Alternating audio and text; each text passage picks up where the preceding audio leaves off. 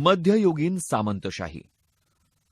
मध्ययुगीन काळात युरोपात सामंतशाही पद्धत अस्तित्वात आली. सामंतशाही म्हणजेच सरंजामशाही होय. सामंतशाही ही भूधारकातील करारबद्ध संबंध व भूधारणेवर आधारित शासन व्यवस्था होती. सामंतशाही समाजव्यवस्था संरक्षण व सेवा तत्वांवर आधारलेली होती. सामंतशाही व्यवस्थेत शांत व संयमी लोकांनी संरक्षण व सेवा या बदल्यात सामर्थ्यशाली लोकांची सेवा करावी अशी व्यवस्था होती. मध्ययुगीन काळात संपूर्ण युरोपमध्ये सामंतशाहीचे अस्तित्व असले तरी स्थलकालानुसार सामंतशाहीचे स्वरूप भिन्न होते. 9व्या शतकापासून 14व्या शतकापर्यंत युरोपात सामंतशाही व्यवस्था टिकून राहिली. रोमन सम्राटांनी मध्य आणि उत्तर युरोपात स्वाऱ्या करून साम्राज्याचा विस्तार केला. कालांतराने सत्ता आणि सुबत्तेमुळे रोमन लोक ऐशारामी बनले. सरहद्दीच्या पलीकडील जर्मनिक टोळ्यांनी रोमन साम्राज्यावर वारंवार हल्ले सुरू केले. इसवी सन 478 मध्ये ओडोव्हकार या जर्मनिक सेनापतीने शेवटचा रोमन सम्राट सॅम्युलस ऑगस्टस याचा पराभव करून स्वतःला सम्राट म्हणून घोषित केले.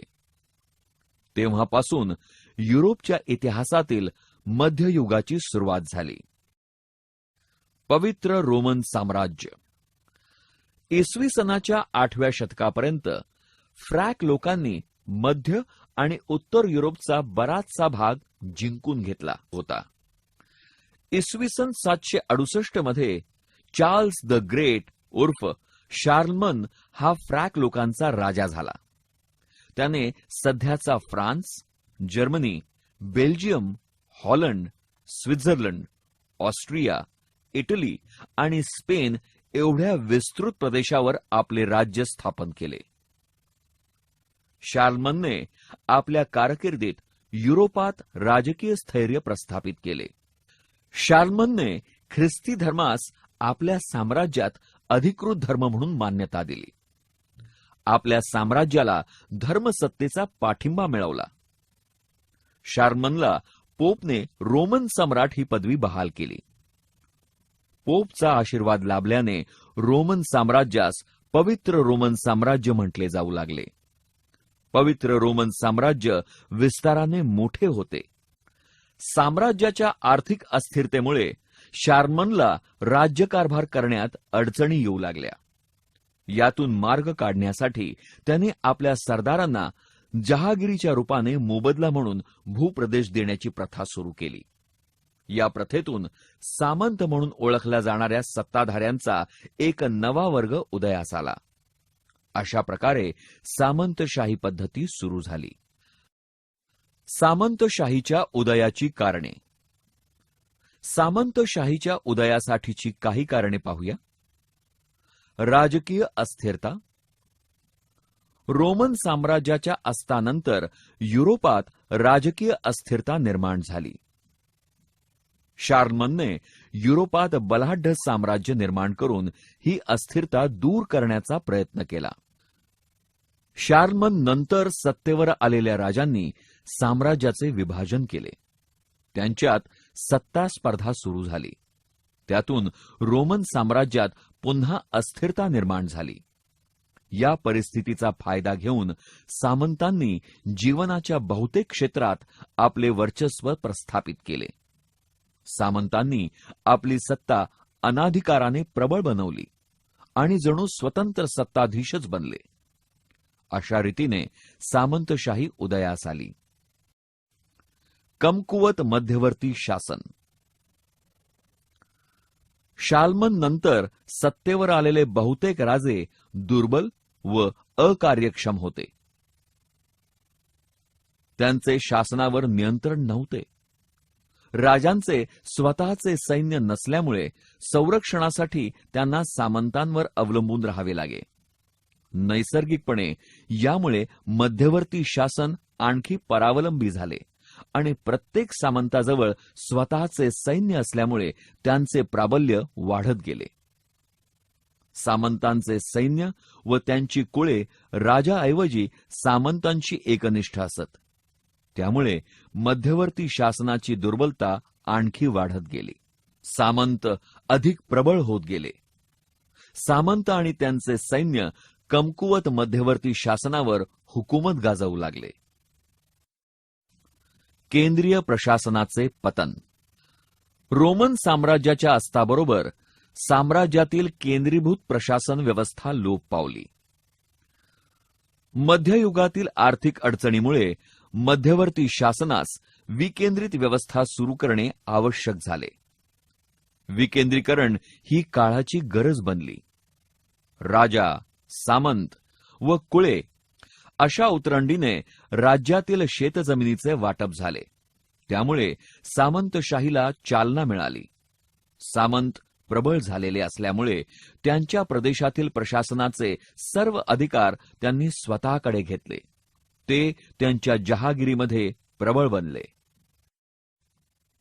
पूरक स्थानिक गरजा. मध्ययुगीन युरोपातील सामान्य लोकांच्या आणि विशेषतः शेतकऱ्यांच्या स्थानिक गरजा सामंतशाहीच्या उत्कर्षास सहाय्यक ठरल्या. आक्रमक टोळ्यांच्या सतत होणाऱ्या हल्ल्यापासून शेतकऱ्यांच्या शेतीचे मोठ्या प्रमाणात नुकसान होई. काही वेळा शेतकऱ्यांना प्राण गमवावा लागे. परिणामतः जमिनीतील पिके वाचवणे व जीविताचे संरक्षण होणे शेतकऱ्यांसाठी गरजेचे होते. म्हणून शेतकऱ्यांनी आपणहून आपल्या जमिनी आपापल्या भागातील सामंतांच्या स्वाधीन केल्या आणि सामंतांच्या संरक्षणाखाली त्या जमिनी कसण्याचे अधिकार मिळवले. शेतकरी हे जमीनदार व सामंतांची कुळे बनले. कमकुवत मध्यवर्ती शासनामुळे न्यायव्यवस्था कोलमडली होती. शेतकऱ्यांचे जमीनविषयक तंट्याचे निवाडा करण्याचे काम थांबले होते. सामंतांनी आपापल्या भागातील शेतकऱ्यांच्या जमीनविषयक तंट्याचे निवाडा करण्याचे काम करण्यास सुरुवात केली. शेतकऱ्यांनी सामंतांचे न्यायविषयक अधिकार मान्य केले. शेतकऱ्यांनी आपल्या जमिनी सामंतांच्या स्वाधीन केल्या होत्या.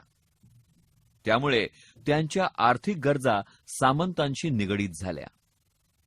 संरक्षणाच्या मोबदल्यात शेतकऱ्यांना आपल्या शेत उत्पन्नाचा ठराविक भाग कर म्हणून सामंतांना द्यावा लागे.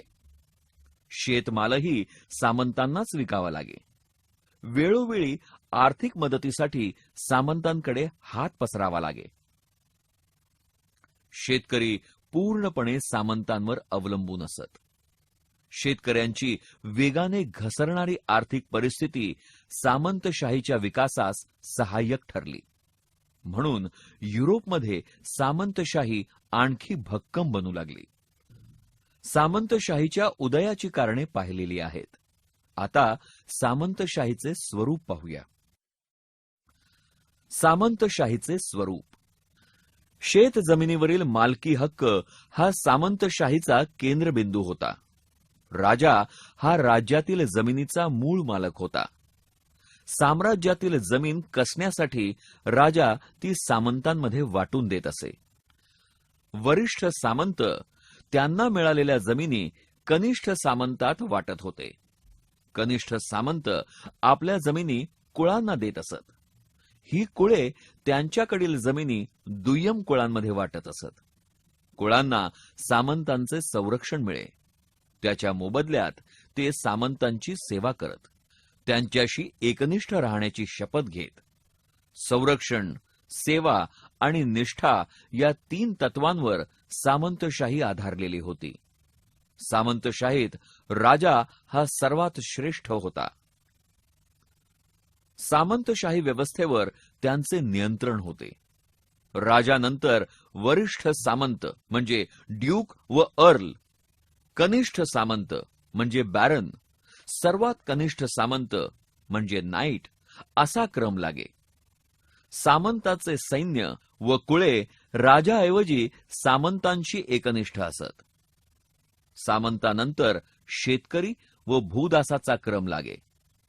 सामंत या व्यवस्थेत सर्वात प्रबळ होते.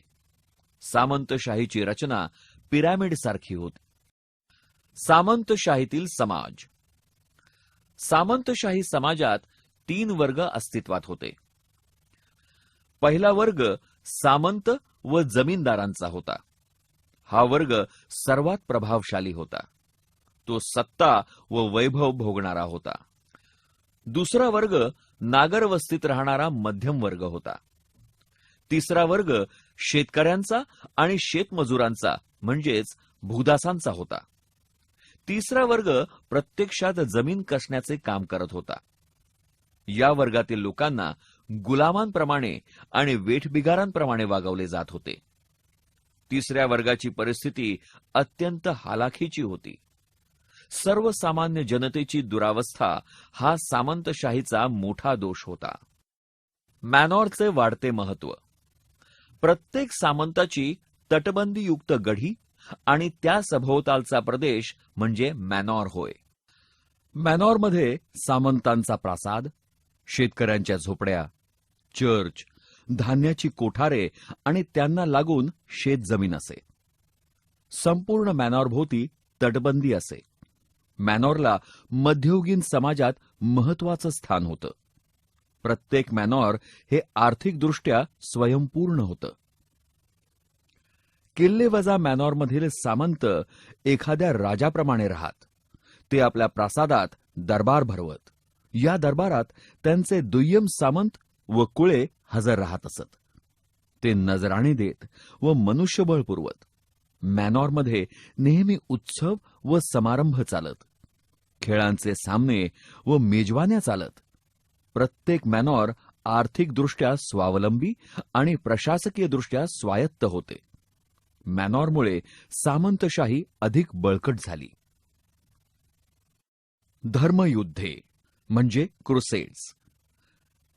ख्रिस्ती व इस्लाम धर्मियात झालेल्या युद्धांना धर्मयुद्ध म्हटले जाते.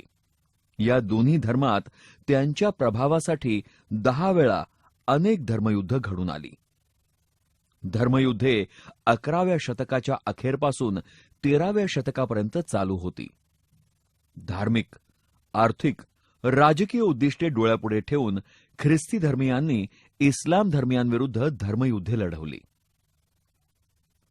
या युद्धांना धर्मयुद्धे हे नाव पडण्याचे कारण एवढेच की मध्ययुगात धर्माची पकड लोकांवर होती.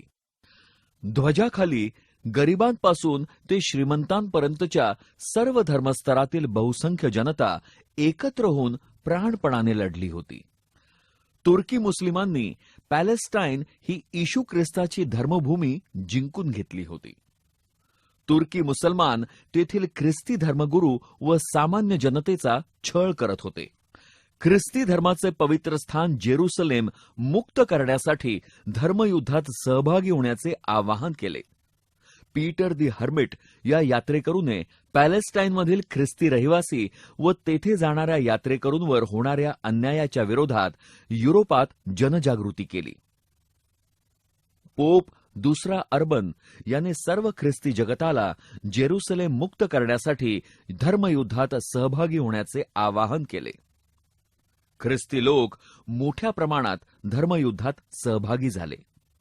पश्चिमेकडे इस्लाम धर्माच्या वाढत्या प्रसाराला पायबंद घालणे व पूर्वेकडे ख्रिस्ती धर्माचा प्रसार करणे यासाठी अरबांनी उत्तर आफ्रिका व स्पेनच्या दक्षिण भागावर राजकीय वर्चस्व प्रस्थापित केले होते.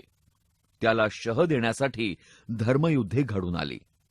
धर्मयुद्धात ख्रिस्ती लोकांना जेरुसलेम मुक्त करता आले नाही.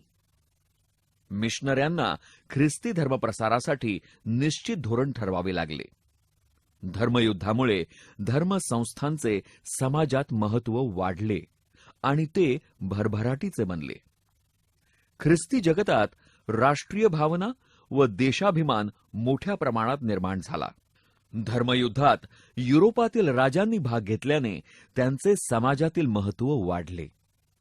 युरोपातील सामंतशाहीच्या ऱ्हासास सुरुवात झाली. दळणवळणाच्या साधनातील सुधारणेमुळे युरोपातील व्यापार वाढला. अनेक व्यापारी शहरांचा नव्याने उदय झाला. व्यापारामुळे युरोपची आर्थिक स्थिती सुधारली.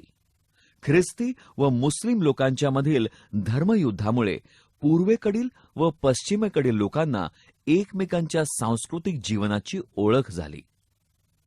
आपली संस्कृती म्हणजे सर्व काही नसून इतर धर्म व संस्कृतीत अनेक चांगल्या गोष्टी आहेत याची जाणीव झाली. त्यांच्यात सांस्कृतिक देवाणघेवाण घडून आली. भारतात सुद्धा सामंतशाही अस्तित्वात होती, पण ती वेगवेगळ्या प्रकारची होती. त्याच्याविषयी आणखी जाणू. सामंतशाहीची भारतीय संकल्पना. भारतात मौर्य आणि गुप्त साम्राज्याच्या अस्तानंतर सामंतशाहीचा उदय आणि विकास होत गेला. भारतीय सामंतशाहीचे स्वरूप मध्ययुगातील युरोपीय सामंतशाहीपेक्षा वेगळे होते. भारतीय सामंतशाही प्रामुख्याने जमीन जुमल्याच्या आर्थिक व्यवहारांशी संबंधित होती. भारतीय वतन व्यवस्थेतून सामंतशाही निर्माण झाली. सामंतशाहीत मालक म्हणजेच सामंत वा कुळ असे दोन घटक होते. शेतकऱ्यांना व कुळांना सर्व व्यवहार सामंताच्या मार्फत करावे लागत. सामंत व कुळे यांचे संबंध वंश परंपरागत चालत असत. सामंत शेतकऱ्यांचे व कुळांचे संरक्षण करत. शेतकऱ्यांना आपल्या उत्पन्नाचा मोठा भाग सामंतांना द्यावा लागे. परिणामी सामंत श्रीमंत झाले व शेतकरी गरीब बनले. सामंत आपल्यापेक्षा श्रेष्ठ सामंताला किंवा राजाला विशिष्ट खंडणी देऊन शेतकरी वा शेतमजूर यांच्यावर अधिसत्ता गाजवण्याचा परवाना मिळवत. सामंतशाहीचा ऱ्हास. मध्ययुगाच्या उत्तरार्धात युरोपमधील सामंतशाहीच्या ऱ्हासास सुरुवात झाली. सामंतशाहीचा ऱ्हास होण्यामागे बरीच कारणे होती. सामंतशाही व्यवस्थेत अनेक दोष होते. सामंतशाही ही विषमता व शोषणांवर आधारलेली होती. युरोपच्या अर्थव्यवस्थेत हळूहळू बदल होऊ लागले. वस्तू विनिमयाची परंपरागत पद्धती मागे पडून नाण्यांचे चलन अस्तित्वात आले. लोक त्यांच्या आर्थिक व्यवहारासाठी चलनाचा वापर करू लागले. दळणवळणाच्या साधनातील सुधारणेमुळे युरोपातील व्यापार वाढला. व्हेनिस, जिनोवा आणि फ्लॉरेन्स सारखी नवीन बाजारपेठा असणारी शहरे उदयास आली. आर्थिकदृष्ट्या संपन्न असणारा व्यापारी व विक्रेत्यांचा नवा वर्ग युरोपात उदयास आला. या वर्गाने आपल्या व्यापार वाढीसाठी राजांना पाठिंबा दिला. परिणामी राजे व राजसत्ता प्रबळ बनली. सामंतांचा प्रभाव कमी होऊ लागला. ख्रिस्ती धर्माच्या संरक्षणासाठी सामंत युद्धात सहभागी झाले. त्यांचे नेतृत्व करण्यासाठी युरोपातील राजे पुढे आले. राजांची प्रतिष्ठा वाढली. राजेशाहीचे महत्त्व वाढले. राजसत्ता अधिक बळकट बनली. सामंतांची राजकीय सत्ता कमकुवत होत गेली. सामंतशाहीच्या ऱ्हासास सुरुवात झाली. युरोपातील समाजव्यवस्था व अर्थव्यवस्था यांच्यात बदल घडून आल्याने सामंतशाही लोप पावत गेली. इसवी सन 1789 मध्ये झालेल्या फ्रेंच राज्यक्रांतीने सामंतशाहीवर अखेरचा घाव घातला व सामंतशाहीचा शेवट झाला.